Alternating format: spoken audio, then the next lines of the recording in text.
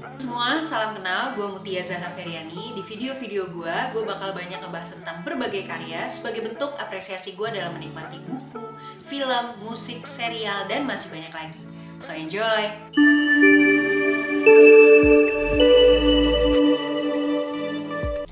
Hari ini gue mau ngebahas buku yang sebelumnya udah pernah gue bahas, tapi itu bagian pertama, dan sekarang gue mau ngebahas bagian keduanya, yaitu judulnya I Want to Die, but I Want to Eat Tteokbokki bagian kedua. Setidaknya ada 10 hal yang gue dapat dari buku ini. Apa aja? Ini dia. Yang pertama, tekanan.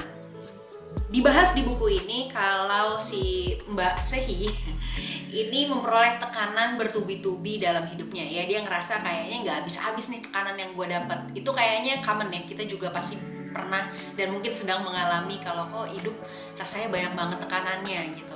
Ada bagian-bagian dalam siklus hidup kita gitu ya, yang pengennya tuh kita harusnya bisa bertahan pada tekanan itu supaya kita bisa survive gitu ya dan dapat pengakuan gimana pun caranya. Tapi di sisi lain kadang juga kita pengen berhenti. Si psikiater dalam buku ini dia ngasih tahu kalau sebenarnya tekanan dan kegelisahan itu perlu kita miliki dalam hidup kita. Karena kalau misalnya kita punya tekanan dan kegelisahan, kita juga ada hasrat untuk maju gitu. Kalau misalnya nggak ada tekanan dan kegelisahan, nggak ada tuh hasrat atau keinginan kita untuk memperoleh sesuatu yang sifatnya moving gitu, moving forward itu maju ke depan, itu adalah bukti bahwa tekanan dan kegelisahan itu penting banget kita milikin dalam hidup kita. Hal yang kedua yang gue dapat dari buku ini adalah, ini sebenarnya part yang cukup menarik dan menggelitik gue karena gue sebenarnya lagi riset tentang ini gitu ya, dan gue pengen banget ngomongin tentang ini dengan layer-layer yang pernah gue rasain, pernah gue alamin, juga mungkin pernah dialamin dan dirasain sama orang-orang, yaitu tentang diet. Ini mungkin perasaan gue ya, tapi pas gue baca buku ini kok gue jadi relate gitu. Diet itu tuh kayak sebuah kata gitu ya, atau state of mind yang jadi kecemasan seumur hidupnya perempuan. Gua mungkin nggak semua perempuan, gua terutama gua. Kayak pekerjaan rumah yang nggak selesai gue kerjain gitu. Kayak kok ini nggak kelar-kelar sih gitu. Dalam setiap fase kehidupan gue tuh selalu mikir gue harus diet. Nggak tahu kenapa. Di mata masyarakat gitu kan, pada umumnya gitu, yang looknya bagus, cantik gitu kan, badannya tuh yang kurus gitu, yang kayak gerben-gerben Korea gitu. Nah, gue tuh udah jelas nggak pernah punya itu dari dulu. Badan gue itu statis gendutnya. Kadang itu nggak apa-apa sih buat gue gitu, tapi ada juga beberapa yang itu jadi bahan bulian juga waktu gue sekolah gitu. Nah, tapi kadang-kadang gitu ya, waktu kita lagi pengen diet tuh mental kita tuh suka bingung gitu. Ada fase-fase dimana gue tuh gak mau makan sama sekali gitu. Ada fase-fase dimana gue mengurangi makanan yang benar-benar gue suka gitu. Ada fase-fase dimana gue mengganti makanan gue gitu ya, yang gue konsumsi sehari-hari, dengan makanan yang gue sama sekali gak suka, tapi katanya itu bikin cepet turun berat badan gitu. Ini lagi gue kulik sih, tapi ini menyenangkan karena di buku ini dibahas bahwa Baek Sehi atau si Mbak ini nih yang nulis bukunya, dia juga pengen diet terus gitu rasanya. Kok gue tuh kayak badan gue tuh gendut ya, gemuk gitu, kayaknya gue tuh harus kurus gitu supaya gue jadi menarik untuk dapat pengakuan dari orang lain. Gue sendiri itu sering banget dapet kayak, lo gendutan sih gitu, lo kok gendut sih gitu. Apalagi setelah melahirkan ya, memang berat badan gue naiknya signifikan gitu. Dan gue mencoba untuk kayaknya gue emang harus kurus deh, gue tuh harus berat badan yang ideal gitu, supaya gue tuh bisa diakui sama orang lain gitu. Nah, tapi fun fact-nya adalah waktu gue lagi pengen diet, gue pengen ngurangin makan gue gitu ya, di saat itu juga keinginan gue untuk makan gitu atau menghilangkan rasa lapar itu susah gitu. Kok gue jadi tambah lapar ya gitu kadang-kadang gitu. Gue kayak ini jadi bertentangan gitu, gue harus gimana ya gue dalam menghadapi perdietan ini gitu. Jadi ini menarik sih, diet itu tuh didefinisikan sebagai pekerjaan rumah atau kecemasan seumur hidup buat banyak perempuan. Kayaknya salah satunya gue. Terus dan kita punya kecenderungan untuk mencoba berbagai cara gitu ya supaya diet itu berhasil. Tapi di sisi lain juga gue ya terutama kalau pengen diet malah jadi tambah lapar gitu, karena gue harus mengurangi makan, gue harus terlalu fokus dengan pikiran itu malah bikin gue jadi lapar gitu. Jadi bingung gue harus gimana. Gue pernah berhasil diet terus naik lagi, pernah berhasil diet terus naik lagi, kayak yoyo gitu loh rasanya.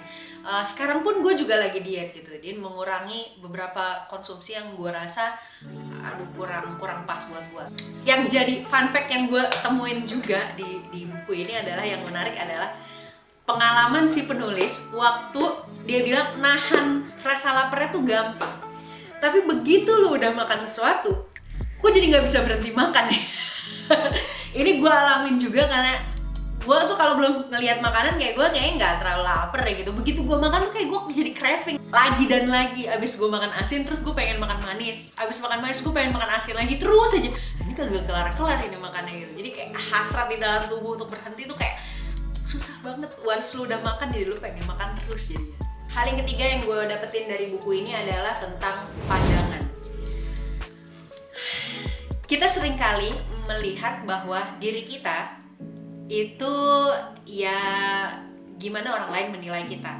Nggak salah, karena memang sehari-hari gitu ya, kita kan nggak selalu melihat diri kita sendiri. Ya kan, kita nggak mungkin ngaca terus gitu, dan kita tahu persis apa sih yang sebenarnya benar-benar kita alamin atau kita rasain gitu kan. Nggak selalu kita melihat itu setiap detik. Makanya akhirnya orang-orang di sekitar kita ketika berpendapat gitu ya, pendapat tentang kita terutama, itu akhirnya jadi sebuah value yang besar banget buat kita, dan kita menganggap itu jadi penting. Ada beberapa fase dalam kehidupan kita yang kita kadang bisa bilang kalau itu mah lu doang yang mikir gua kayak gitu gua nggak peduli. Tapi yang mungkin memberatkan adalah ketika orang-orang yang dekat dengan kita, yang kita rasa sangat mengenal kita, itu berpendapat tentang kita. Kita akan jadi, dalam tanda kutip, sangat baper dengan pendapat-pendapat mereka tentang kita. Karena penting, karena orang itu penting buat kita. Kita memvalue orang lain yang berpendapat tentang kita itu penting. Jadi apapun komentar dan pendapat dia terhadap kita, itu sama pentingnya dengan keberadaan dia atau orang-orang di sekitar kita ini. Nah, itu nggak sepenuhnya salah gitu ya. Tapi kita juga dalam buku ini harus bisa menimbang-nimbang dan memikirkan bagaimana cara kita memandang diri kita dan menilai dan memiliki pendapat tentang kita. Itu sama pentingnya dengan bagaimana orang lain berpendapat tentang kita. Menarik di buku ini gitu ya, karena kita akan jadi sangat terpengaruh terhadap pendapat orang lain terhadap kita gitu ya, kalau orang-orang ini dekat sama kita. Kita harus punya kebijaksanaan untuk memfilter sebenarnya mana pendapat-pendapat yang bisa kita terima gitu ya, dan kita pikirin dulu. Jadi terima mungkin ya udah terima aja gitu ya, legowo, bisa kita dapetin dulu semua, tapi kita masukin ke dalam itu yang perlu itu kebijaksanaan gitu ya, untuk bisa menetralisir pendapat-pendapat orang di sekitar kita. Hal keempat yang gue dapetin dari buku ini juga sama menariknya menurut gue, tentang kita seringkali tidak ingin ditinggalkan, tapi dalam waktu yang bersamaan kita ingin melepaskan diri. Pas gue baca bukunya, kayaknya bener. Gue ada beberapa kali gitu ya momen merasakan hal yang sama dengan si penulis gitu. Kadang-kadang gue tuh ngerasa nggak kompeten dengan apa yang gue lakuin gitu. Gue takut dengan persaingan gitu. Gue kayaknya nggak bisa survive kalau dibandingin sama orang lain gitu. Nggak pengen ditinggalin kan gitu. Tapi di sisi lain tuh, gue kayak pengen ya udahlah, gue cabut aja deh. Gue kayak nggak usah ngelakuin hal-hal yang kayak gini lagi deh gitu. Nah itu yang kadang-kadang sangat kompleks dalam hidup kita gitu kan. Jadi dualisme ya. Kita pengen diakuin tapi takut gitu, tapi di sisi lain juga kayak kita pengen cabut aja deh gitu, kita pengen nyerah aja gitu. Tapi kita ada tuh momen-momen sebenarnya pengen tuh kita eksistensi kita tuh diakui sama orang lain gitu. Dan menurut gue ini masih complicated banget. Gue juga belum dapat conclusion tentang poin keempat ini, membingungkan. Hal yang kelima yang gue dapetin dari buku ini adalah tentang idol. Gue udah selesai sih fase ini, gue pernah mengalaminya, tapi si penulis ini tuh dia punya seseorang yang sangat dia kagumi sebagai fans. Jadi kayak apa ya, kayaknya dia nggak eksplisit ngasih tahu ini siapa, mungkin penyanyi, mungkin bintang film, pokoknya kayak orang yang jauh di sana lah gitu. Nah kadang-kadang tuh dia ngerasa kalau saking sukanya dia sama superstar ini gitu, dia ngerasa feeling dia ini tuh lebih parah daripada cinta bertepuk sebelah tangan. Yang gue suka adalah tanggapan dari psikiaternya. Psikiaternya tuh bilang kalau ada banyak hal eksis dengan cara yang beda-beda gitu, dan sebuah kepercayaan juga eksis dengan cara yang berbeda-beda. Menggemari sesuatu sama seperti memeluk kepercayaan. Ya ini menarik sih. Jadi kemauan kuat dan harapan orang-orang yang fanatik akan sebuah kepercayaan itu bisa bikin mereka berpikir kalau dengan usaha keras mereka bisa mendekatkan mereka dengan apa yang mereka puja gitu.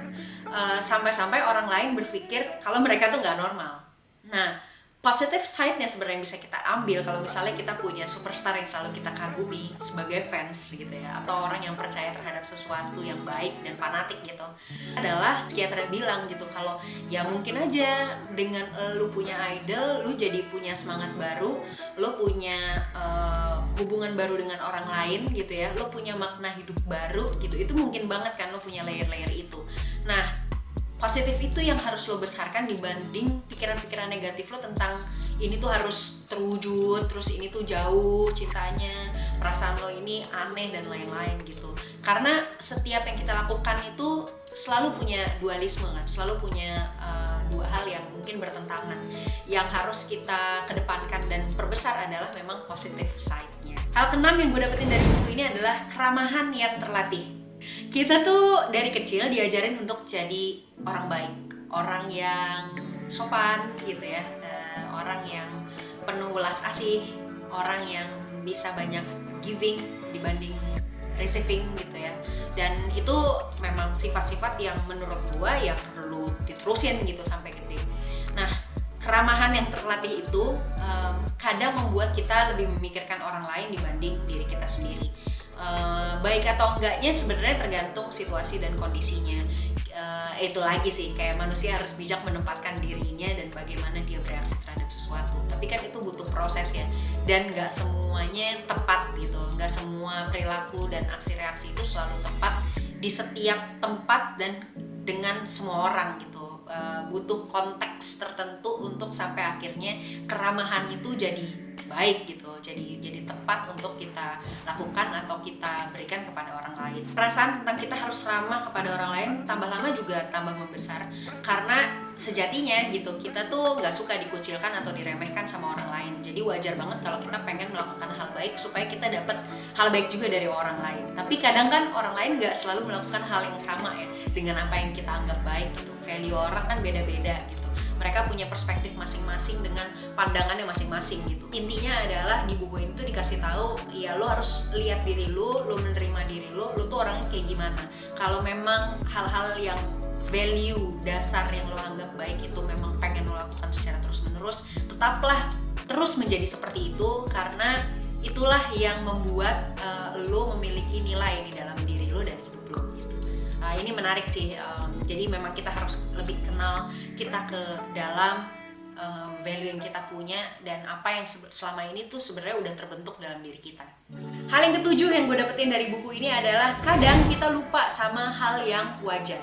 Yang di highlight banget di dalam buku ini adalah si penulis bilang kadang tuh saya suka lupa kalau tidak semua orang sependapat dengan saya, dan kadang saya bereaksi terhadap itu. Dalam buku ini tuh diulang-ulang gitu ya, disebutin bahwa ya sebenarnya lu harus paham, lu harus mengerti, lu harus ingat-ingat terus gitu ya bahwa perbedaan adalah hal yang wajar, khususnya ketika lu sedang menjalin hubungan dengan orang lain, hubungan apapun ya, pertemanan atau mungkin ngobrol doang gitu. Kadang-kadang memang kita bisa beda aja sama orang, dan itu sebenarnya nggak apa-apa.